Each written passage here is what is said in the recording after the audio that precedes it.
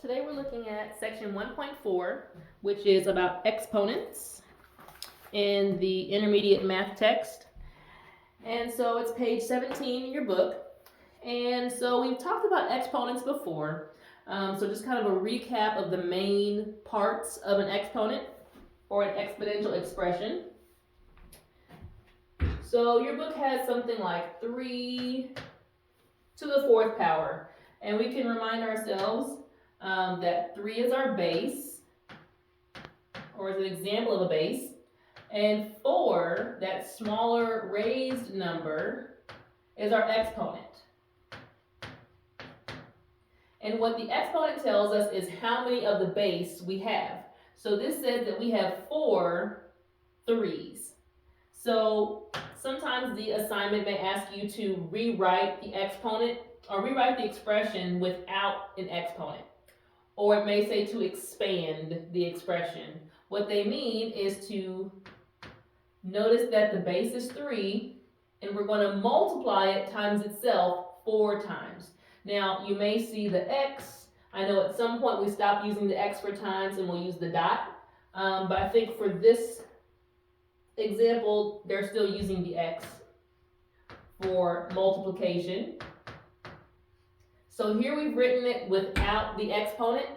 If they want you to actually calculate it, they may say evaluate the expression, and evaluate means to give the value. So we would be doing 3 times 3, which is 9, and then our 9 times 3, which is 27. 27 times 3 gets us to 81. So here we've written it without the exponent. Here is when they ask us to evaluate the expression. Let's see. When we have an exponent that is raised to the 2nd power, we tend to say squared. So let's see, if we had this, we would probably read it as 3 squared. Sometimes we'll just say 2nd power, but 2 is special. It can also be represented as squared. So whatever the number is, squared means the 2nd power. If we have a number raised to the 3rd power, we could say cubed. Okay, so read as 3 cubed. Everything else doesn't have a special number, so it's 4th power, 8th power, 20th power, right? But 2 and 3 are special exponents. They have their own way you could say it. And I'll say them both ways. I'll say cubed, I'll say 3rd power. I'll use both of them. All right. So for an example in your book,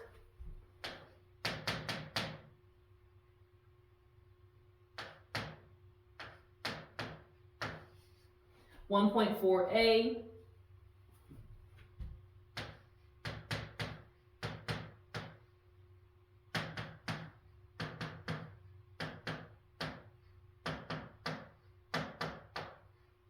all right, so they've written this. I had to squeeze it in there.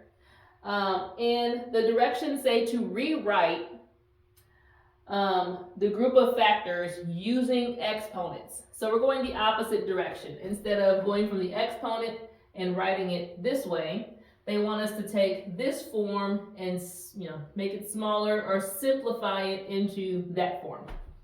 All right, so we're going to count up how many of each base we have.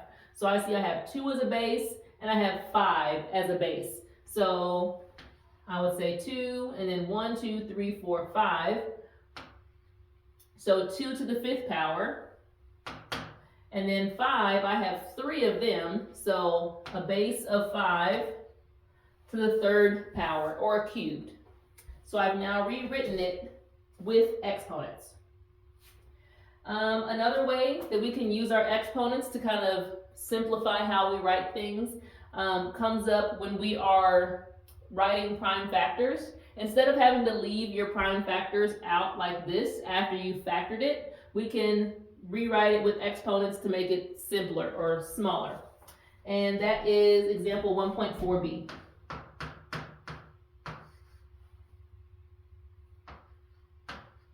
So the directions say find the prime factors and rewrite them using exponents. So 2 things. We have to first find the prime factors. We know from the last section that we're going to start with the smallest prime numbers. In this case, we're going to start with 2 because it's even. So I know I can divide by 2.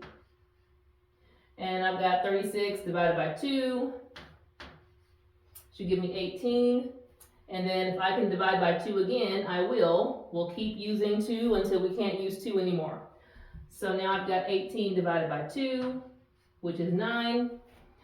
9 is not even, so I can't use 2 again. So I'm going to go on to the next small prime number that I can use, which is 3. And 9 divided by 3 is 3. So now I have my list of prime factors. In the last section, we would have just written it as 2 times 2 times 3 times 3, going from least to greatest. But now, if they want us to write it using exponents, we've got the base of 2, I have 2 of them, and my base of 3, I have 2 of those.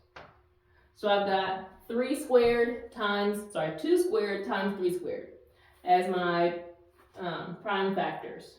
Okay, so that is the gist of what 1.4 is all about, just reviewing exponents and then applying them to prime factoring.